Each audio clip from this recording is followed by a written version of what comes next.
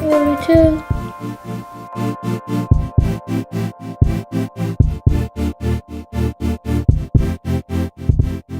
Hey, what's up guys? It's Bianca. And Ruben. And we're coming at you with another video.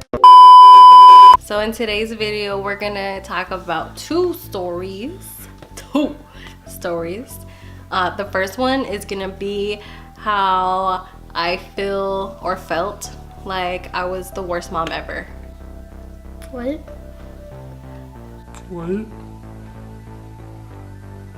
So What?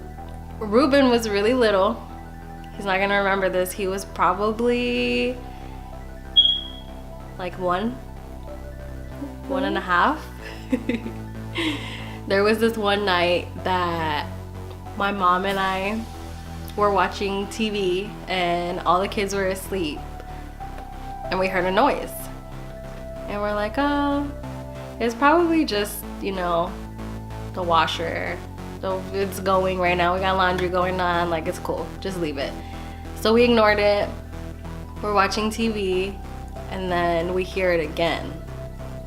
And my mom and I look at each other and and I had told her, I don't remember who told who. One of us told the other to go check it out because neither of us wanted to go because we're like, is that really the washing machine though? Like, that doesn't sound like the washing machine, but it could be.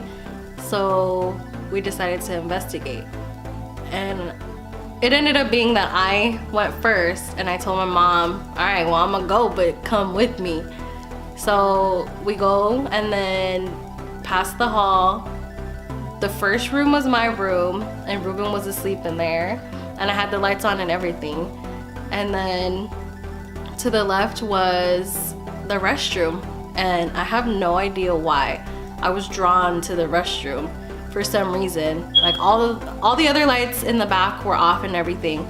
So the door was cracked open a little bit and the lights were off and I decided, okay, restroom, here it is. Let's go in here. Literally, I went to open the door with my hand. Right when my hand goes up, I'm not even touching the door at all. The door starts to close. So it freaked me out and I screamed my head off. The way that I screamed, because you can, I guess, hear the fear in my scream, scared my mom. So my mom took off running and I took off running and we went back to the living room. The reason why I felt like the worst mom ever is because I was so scared. I didn't even go back to check on my child, or my mom didn't check on my siblings. So the Cucuy was there and the kids were free for all. That was super scary. She ended up calling my dad and by the time he got there, like nothing else had happened. And he went and he checked everything and all the kids were asleep. His theory is that one of the kids got up to use the restroom or something because the restroom was connected to the kids' room, like it had another door for their room. I thought he was gonna like react even more and be like, you are a bad mom, how could you leave me in there? But I guess not. Why wow? And why would you think I would do that? I don't know. He's really shy, guys, so he's gonna probably be quiet like this for the first few videos and then, because he's not used to being in front of the camera.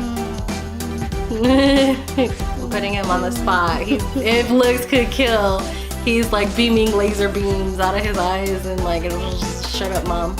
Stitching my lips closed together or something. The last story. So the last story number 2 was, yeah, he knows this story, but his memory, you know, he was in kindergarten, right? His first day of kindergarten, he was super excited to start school. We let him go. He was supposed to ride the bus, and we asked him, like, do you want to ride the bus back or do you want us to pick you up? And he wanted to ride the bus back. So yeah, the day goes by. We're waiting at the bus stop. The bus doesn't even stop right there. And we're like, okay, where's my kid at? And I freaked out. Called the school. They said that he was on the bus. And I mean, I don't know.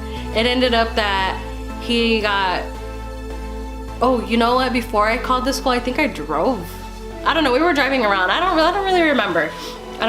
But it ended up being that the bus driver had him get off at another stop. And let me tell you, he is super smart. Ever since he was little, he just remembered everything. And I mean, I guess I kind of would always go the same direction. No, not really. So he was super smart, and he would remember where we were going, like by, you know, his surroundings.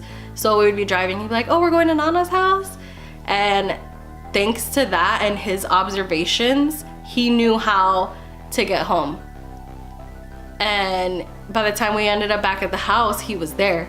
So thankfully, it wasn't far away.